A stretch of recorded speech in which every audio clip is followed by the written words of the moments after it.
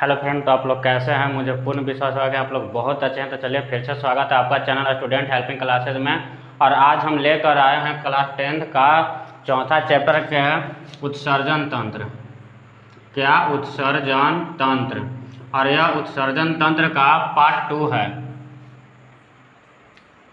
है। यह उत्सर्जन तंत्र का पार्ट 2 है। और देखिए इससे पहले हम लोग पार्ट 1 में पढ़ चुके थे। उत्सर्जन तंत्र 3 प्रकार से जीव क्या करता है, उत्सर्जित पदार्थ का मुख्य रूप से इतना ये ध्यान में रखिएगा कि उत्सर्जन किसको बोलते हैं, यानी कि हमारे शरीर में नाइट्रोजन युक्त जितने सारे पदार्थ है उसको शरीर से बाहर निकालने की प्रक्रिया को हम क्या बोलते हैं, तो उत्सर्जन बोलते हैं। और हम पढ़ाते हैं कि बहुत जितने भी धरती पर जीव है वो 3 प्रकार के पदार्थों को क्या करता है, उत्सर्जित करता है। एक वो जीव जो अमोनिया को करता है, दूसरा हम बोले थे यूरिया का उत्सर्जन करता है, और तीसरा हम बोले थे यूरिक अम्ल का उत्सर्जित करता है, यूरिक अम्ल। यानी कि कौन कौन, देखिए पहला अमोनिया का उत्सर्जित करने वाला जीव, दूसरा जीव होता है यूरिया को उत्सर्जित करने वाला, और तीसरा जीव होता है यूरिक अम्ल का। इसमें जल की मात्रा ज़्यादा होता है, जल की मात्रा ज़्यादा होता है। और ये कौन करता है, तो जलीय जीव करता है। कौन करता है, जलीय जीव, जैसे मछली ये सब हो गया। ये कौन करता है, मनुष्य, जिसमें जल की मात्रा थोड़ी सी कम होता है इसके अपेक्षा, लेकिन इसके अपेक्षा ज़्यादा होता है। और ये कौन करता है, जैसे मनुष्य हो गया, स्तनधारी जीव हो गया जो स्थल पे रहता है। इसके बाद यूरिक अम्ल में जल की मात्रा एकदम कम होता है, और ये कौन करता है, तो पक्षी करता है। ऐसे इसका पूरा डिटेल्स हम पार्ट 1 में डाल दिए। आज हम लोग को पढ़ने वाला क्या है, मनुष्य का उत्सर्जन तंत्र। मनुष्य के उत्सर्जन तंत्र में हम बताए थे क्या क्या कि देखिए मनुष्य के उत्सर्जन तंत्र में क्या क्या अंग आता है। तो पहला हम बताए थे एक जोड़ी किडनी, एक जोड़ी गुर्दा, जिसको हम लोग किडनी भी बोलते हैं, एक जोड़ी गुर्दा। दूसरा हम बोले थे क्या कि एक जोड़ी मूत्रवाहिनी, मूत्रवाहिनी। तीसरा हम क्या बोले थे कि एक होता है मूत्राशय। उसके बाद क्या बोले थे, चौथा कि वो होता है मूत्र मार्ग। ये 4 अंग, यानी कि मानव के उत्सर्जन के लिए मुख्य रूप से ये 4 अंग पाया जाता है। पहला एक जोड़ी गुर्दा, यानी कि हम लोग जिसको किडनी बोलते हैं। दूसरा क्या, एक जोड़ी मूत्रवाहिनी, जो हम पिछले वीडियो में पढ़ाए थे पार्ट 1 में। तीसरा क्या, मूत्राशय, और चौथा मूत्र मार्ग। क्या, मूत्र मार्ग। आज हम लोग क्या पढ़ने वाले हैं, मुख्य रूप से किडनी के बारे में, यानी कि गुर्दा के बारे में। तो आज हम लोग किसके बारे में पढ़ने वाले हैं, गुर्दा के बारे में। तो देखिए गुर्दा यानी कि इंग्लिश में जिसको हम लोग किडनी बोलते हैं।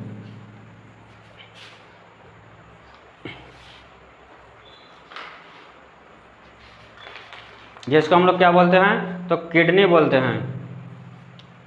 देखिए गुर्दा यानी कि किडनी। देखिए गुर्दा, मानव शरीर में इसकी संख्या कितनी होती है, 2। संख्या पूछे तो संख्या कितनी होती है, 2। उसके बाद गुर्दा का वजन, वजन पूछे तो कितना होता है, एक होता है स्त्री और एक पुरुष। स्त्री में होता है 125 ग्राम का, तो 2 गो है तो 2 गो हो जाएगा पूरे 250 ग्राम का, क्योंकि 2 गो रहता है, डबल रहता है। पुरुष में होता है 150 ग्राम के, तो 2 को मिलकर कितना हो जाएगा, 300 ग्राम के, इसका वजन। उसके बाद गुर्दा का कार्य क्या है, तो मूत्र का निर्माण करना, मूत्र का निर्माण करना। और मूत्र का निर्माण किसे करता है, रक्त। और एक और भी कार्य क्या है, रक्त को शुद्धि करना, रक्त को शुद्ध करना, रक्त को शुद्ध करना। यानी कि रक्त में जितने भी नाइट्रोजन युक्त पदार्थ रहता है उसको किडनी क्या करता है, रक्त, जितने भी रक्त में क्या बोले नाइट्रोजन युक्त पदार्थ जो उसमें रहता है, तो उसको क्या करता है, किडनी रक्त में से सारा के सारा निकाल लेता है नाइट्रोजन युक्त पदार्थ। और बाकी जो बच गया, जो रक्त के हमारे शरीर के लिए फायदेमंद है, उसको रक्त में पुनः वापस कर देता है। तो इतना याद रखना कि गुर्दा का और क्या काम है, तो रक्त के शुद्ध करना। उसके बाद देखिए गुर्दा के सबसे छोटी इकाई, यानी कि सबसे छोटी इकाई जिसे मिल के बना है, छोटी इकाई, तो गुर्दा के सबसे छोटी इकाई को क्या कहते हैं, नेफ्रॉन कहते हैं। क्या कहते हैं, नेफ्रॉन। और जो नेफ्रॉन का यानी कि किडनी का जो अध्ययन करता है डॉक्टर, अध्ययन जो करता है उसको क्या बोलते हैं? नेफ्रोलॉजिस्ट। नेफ्रोलॉजिस्ट। याद रखिएगा, हमारे किडनी की सबसे छोटी क्रियात्मक एवं रचनात्मक इकाई कौन है? तो नेफ्रॉन है। और नेफ्रॉन के अध्ययन करने वाले डॉक्टर लोग को हम लोग क्या कहते हैं? नेफ्रोलॉजिस्ट। तो इतना आप लोग याद रखिएगा। किसके बारे में? गुर्दा के बारे में। इसकी संख्या कितनी होती है? 2 होती है। उसके बाद इसका वजन स्त्री में 125 ग्राम, तो 2 गो रहता है तो कितना हो जाएगा? लगभग 250 ग्राम। उसके बाद पुरुष में कितना होता है? 1 होता है 150 ग्राम का, तो 2 होकर कितना हो जाएगा? लगभग 300 ग्राम का। इसका फिर कार्य देखिए तो मूत्र का निर्माण यहीं पे होता है। उसके बाद रक्त को शुद्ध करता है। रक्त में जितना भी नाइट्रोजन युक्त पदार्थ रहता है उसको क्या करता है? छान लेता है और वहाँ से ही मूत्र का क्या करता है? निर्माण कर देता है। उसके बाद देखिए इसका और एक कार्य क्या है? रक्त को शुद्ध करना। उसके बाद इसके सबसे छोटे इकाई को नेफ्रॉन कहते हैं और इसके अध्ययन करने वाले डॉक्टर ये सबको क्या कहते हैं? नेफ्रोलॉजिस्ट कहते हैं। उसके बाद देखिए इसका जो आकार है,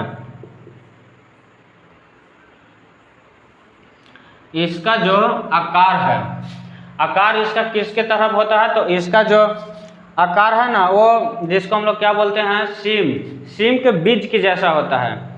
किसके जैसा? तो सीम की बीज की जैसा इसका आकार होता है, जिसको हम लोग राजमा बोलते हैं। राजमा के आकार जैसा। इतना याद रखिएगा। ये जो किडनी है इसका आकार कैसा होता है? राजमा के जैसा। जैसे मान ये ऐसे इस प्रकार का।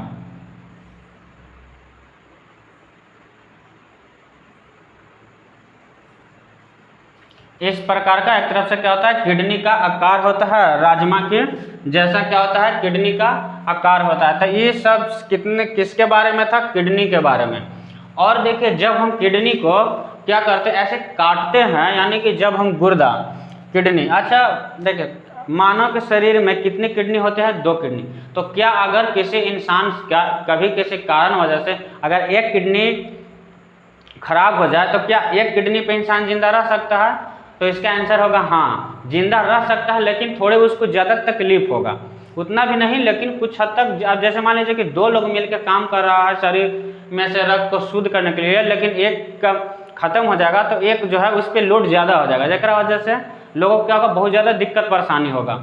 और ये हमारे शरीर में जितना भी मूत्र का निर्माण होता है, नाइट्रोजन युक्त पदार्थ है, ये बहुत ज़्यादा खतरनाक है। ये अगर मान लीजिए कि बहुत सारे इंसान अगर इसको फिर मतलब बहुत ज़्यादा देर तक अगर रोके रखे तो इसके शरीर में बहुत तरह तरह के बीमारियां उत्पन्न होता है। तो इतना याद रखा, जिसके ना मतलब कभी कभी इंसान अगर ज़्यादा देर तक मूत्र को, मान लीजिए कि मूत्र को अपने शरीर में इकट्ठा करके रखा है और बाहर त्यागने के उसको अनुभव हो रहा है फिर भी नहीं कर रहा है, तो उस स्थिति में ना उसका किडनी भी फेल हो सकता है। तो ये जो था ये किसके बारे में था? तो ये सारा के सारा किडनी के बारे में था। और देखिए ये जो आपको संरचना नजर आ रहा है, ये क्या है? किडनी के अनुप्रस्थ काट का क्षेत्र है। जैसे मान लीजिए कि किडनी है, जब हम इसको ऐसे काटेंगे ना किडनी को, तो इस तरह का संरचना निकलता है उसके अंदर। तो देखिए ये जो किडनी को जो हम काटे, तो ये जो इसकी बाहरी का जो ये परत है, ये बाहरी वाला, उसको हम लोग क्या बोलते हैं? कॉर्टेक्स बोलते हैं। तो याद रखिएगा किडनी के जो सबसे बाहर वाला लेयर जो है ना परत, उसको हम लोग क्या बोलते हैं? कॉर्टेक्स बोलते हैं। उसके बाद इसके जो ये अंदर वाला ये सब भाग है, इसको हम लोग क्या बोलते हैं? मेडुला। यानी कि ये बाहर वाला परत, बाहर का भाग, यह है अंदर का भाग। कॉर्टेक्स किसको बोलते हैं? किडनी के बाहर वाले भाग को क्या बोलते हैं? कॉर्टेक्स बोलते हैं। और किडनी के ये सारा अंदर वाला भाग को क्या बोलते हैं? मेडुला बोलते हैं। उसके बाद एक क्या है? धमनी, जिसके सहारे क्या रक्त आता है, और एक क्या है? सीरा है, इसके सारे रक्त बाहर निकलता है। और जो भी जैसे देखिए धमनी में शुद्ध रक्त, सीरा में अशुद्ध रक्त। अब इसमें जितना आता है रक्त, इसमें वो क्या करता है? यहाँ पर जिस भी रक्त में नाइट्रोजन एक पदार्थ रहता है तो उसको क्या करता है? ये छान लेता है और छानने के बाद मूत्र का निर्माण करके, और यह मूत्र वाहिनी के द्वारा आगे जमा हो जाता है। कहाँ पे? मूत्राशय में। तो याद रखिएगा। और ये जो है ना, ये पिरामिड के जैसा है, पिरामिड के आकार के जैसा है। और इसमें बहुत छोटी छोटी क्या होता है? नेफ्रॉन होता है। क्योंकि हम बताएं कि किडनी के सबसे छोटी इकाई कौन है? नेफ्रॉन है, जो क्या करता है? रक्त में से नाइट्रोजन युक्त पदार्थों को छानने का काम करता है। कौन? नेफ्रॉन। जब इसको आप लोग देखिएगा तो इसके अंदर बहुत छोटी छोटी बहुत सारे लाखों क्या मिलेगा, नेफ्रॉन मिलेगा, जो इसमें चलनी की तरह यानी कि रक्त में से अशुद्धि पदार्थ और नाइट्रोजन युक्त पदार्थों को क्या करता है, छानने का काम करता है। तो यह क्या है, यह किडनी है। और किडनी को ऐसे काटकर अनुप्रस्थ काट के दिखाया गया है कि जो बाहरी वाला परत है इसको कॉर्टेक्स बोलेंगे, जो अंदर वाला सारा भाग है उसको मेडुला बोलेंगे। और ये जो है यह पिरामिड के आकार जैसा है, जिसमें बहुत सारे नेफ्रॉन मिलके बनाया हुआ रहता है। और इसमें नेफ्रॉन का काम क्या है, रक्त में से नाइट्रोजन युक्त पदार्थों को बाहर निकालना। और फिर जैसे ही इस यहाँ से रक्त आकर और इसमें शुद्ध होकर फिर धमनी के सहारे चला जाता है। और जो भी इसमें से नाइट्रोजन युक्त पदार्थ रहता है तो यह मूत्र वाहिनी के द्वारा और नीचे आन के मूत्राशय में जमा होता है। तो क्या आप लोग किडनी के बारे में समझे? तो अब हम लोग क्या पढ़ेंगे, किडनी की सबसे छोटी इकाई नेफ्रॉन। अब हम लोग समझेंगे किसके बारे में, तो नेफ्रॉन के बारे में हम लोग समझे। तो अभी क्या समझे, गुर्दा, गुर्दे के यानी कि हम लोग क्या समझे, गुर्दा। और गुर्दे की सबसे छोटी इकाई को क्या कहते हैं, नेफ्रॉन। क्या कहते हैं, नेफ्रॉन। तो अब हम लोग समझने वाले कि इसका नेफ्रॉन, जैसे ये देखिए ये क्या है, नेफ्रॉन का चित्र है। अब देखिए नेफ्रॉन किसको कहते हैं, नेफ्रॉन किसको कहते हैं कि गुर्दे में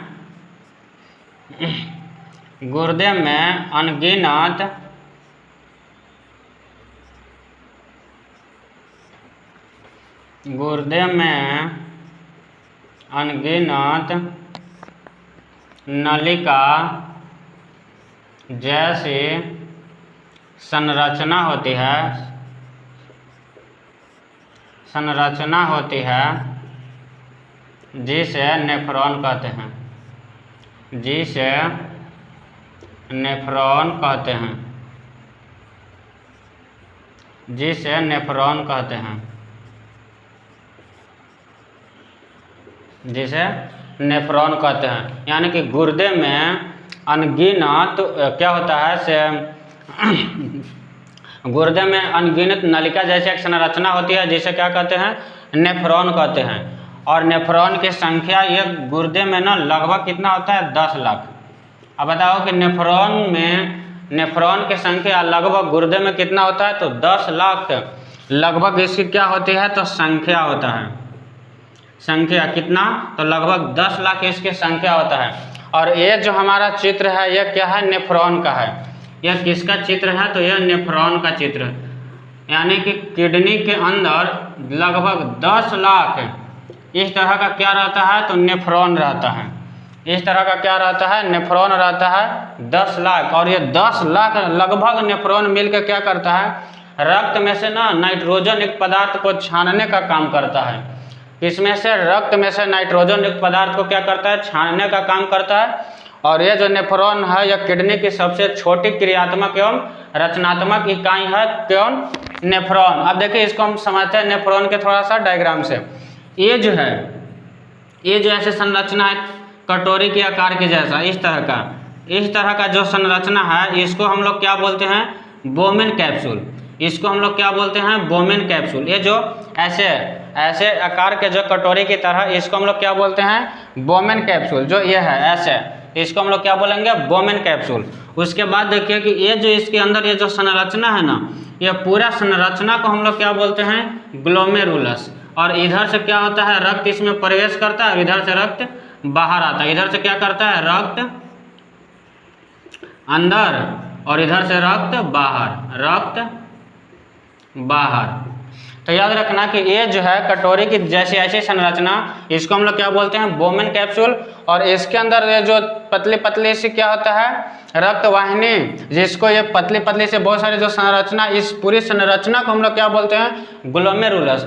और इस जब हमारे शरीर से रक्त ऐसे आता है गुर्दे में, तो उस गुर्दे के बाद फिर जैसे नेफ्रॉन में प्रवेश करता है, तो यह क्या करता है, ग्लोमेरुलस में बहुत सारी पतली पतली से रक्त वाहिनी है। और इस पतले पतले से रक्त वाहिनी से गुजरते समय क्या करता है, इसमें से जितना भी रक्त में नाइट्रोजन युक्त पदार्थ है उसको यह क्या करता है, छान लेता है।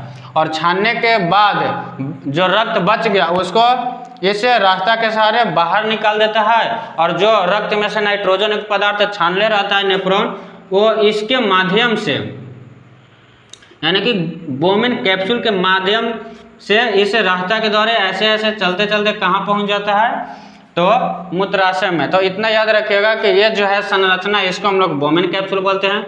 ये जो छोटे छोटे पतली पतली नलिकाएं हैं, ये पूरी संरचना को हम लोग ग्लोमेरुलस कहते हैं।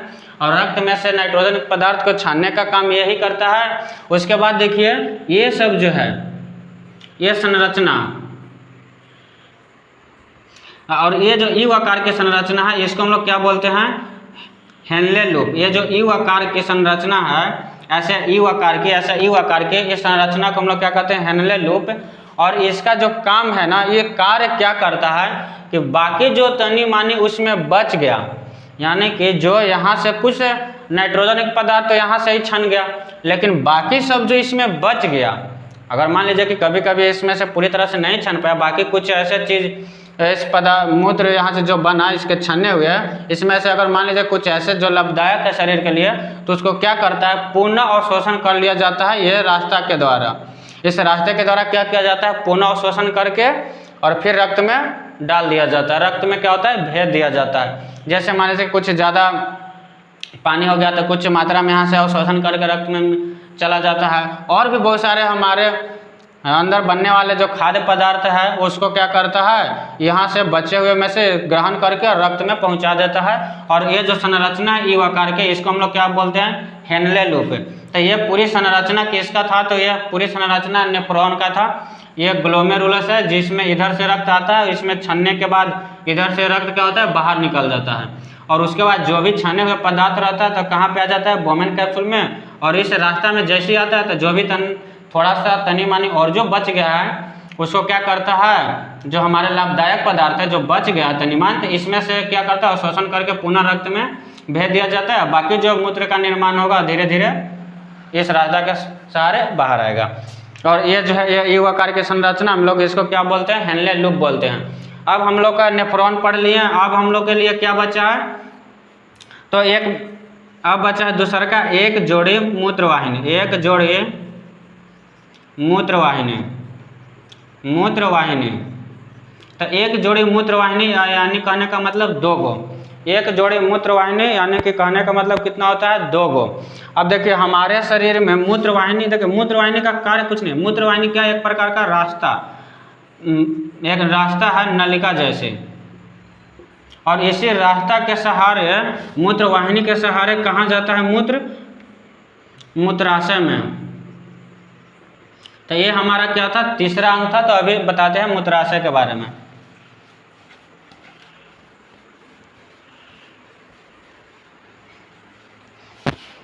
जैसे क्या होता है कि इधर से मूत्रवाहिनी से छनने हुए पदार्थ कहाँ आता है, यहाँ पे रहता है मूत्रवाहिनी से छन, यह है क्या, मूत्रवाहिनी, मूत्रवाहिनी।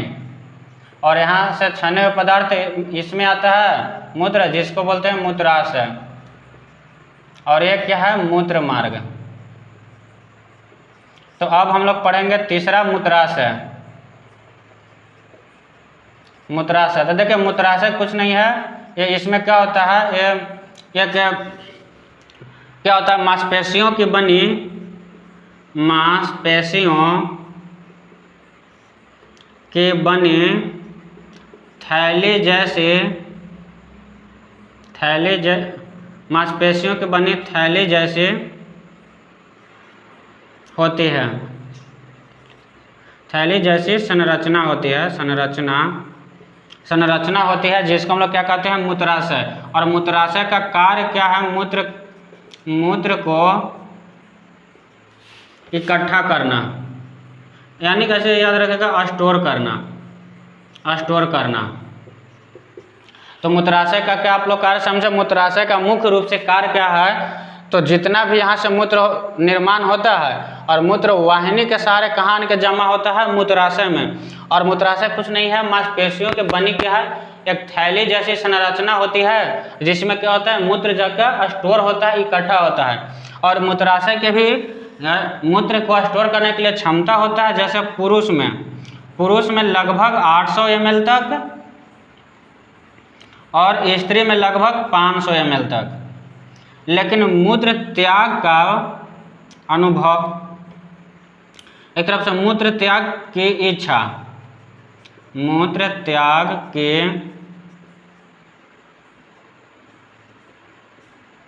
इच्छा कब जगता है? जब 200 से 250 ml के आसपास होता है तब। मूत्र देखिए, स्टोर करने की क्षमता, मूत्राशय में मूत्र का स्टोर करने की क्षमता पुरुष में लगभग 800 ml तक है और स्त्री में लगभग 500 ml तक है। लेकिन मूत्र त्याग करने की इच्छा कब जगता है? जब उसमें लगभग 200 से 250 ml तक हो जाता है तब। और मानव शरीर में यह क्या है? मूत्राशय का यही इतना कार्य है। उसके बाद आता है क्या? मूत्र मार्ग। अब एक लास्ट है मूत्र मार्ग। मूत्र मार्ग, और इसके सहारे फिर देखिए, जब इसमें इतना हो जाता है 200 से 250 ml, तो मूत्र त्याग करने की इच्छा उत्पन्न होती है और यह मूत्र मार्ग के द्वारा क्या होता है? मूत्र बाहर निकलता है, यानी कि मूत्र बाहर निकलता है। मूत्र बाहर निकलता है, मूत्र मार्ग के द्वारा ही मूत्र क्या होता है? बाहर निकलता है। और मूत्र में लगभग 95% जल होता है। कितना जी? मूत्र में 95% जल होता है। एक मिनट, हम आप लोग को पूरे मूत्र के बारे में बताते हैं।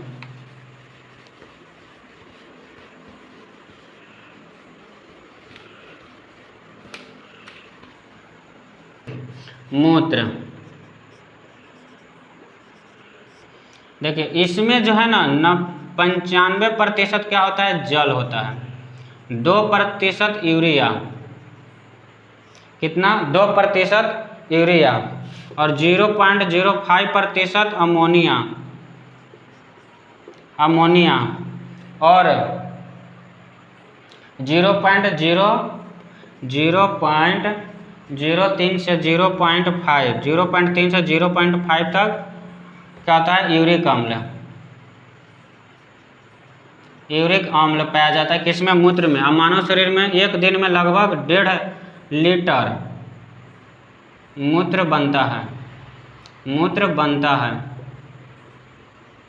यह था मूत्र के बारे में। और मूत्र पीला किसके कारण होता है? पीला यूरिक्रोम के कारण। यूरिक्रोम के कारण क्या होता है? यह पीला होता है। मूत्र पीला किसके कारण होता है? यूरिक्रोम के कारण। और मूत्र फिर क्या होता है ना कि इसमें गंध आने लगता है कुछ समय के बाद, तो अमोनिया के कारण। जैसे मान लीजिए कि कोई इंसान है या फिर कोई जीव है, किसी एक स्थान पर बार बार मूत्र कर रहा है, तो वही मूत्र जो यूरिया के रूप में निकला है वो धीरे धीरे क्या होने लगता है? अमोनिया में बदलने लगता है। और उसी अमोनिया में बदलने के कारण उस मूत्र से क्या होता है? उस स्थान से ना तरह तरह का मतलब खराब एक गंध आने लगता है।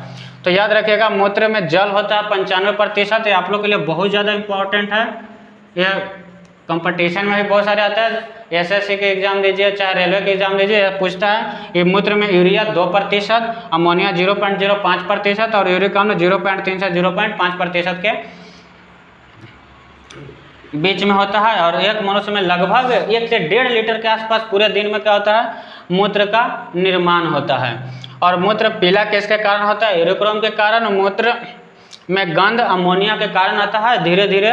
जैसे मान लीजिए कोई व्यक्ति किसी एक स्थान पर बार बार मूत्र को त्याग करा, तो वही शरीर से बाहर निकलने के बाद क्या होता है? वो धीरे धीरे फिर यूरिया में बदलने लगता है, जिसके कारण वहाँ से क्या आता है? बहुत तरह तरह का गंध आता है, बहुत खराब गंध आता है।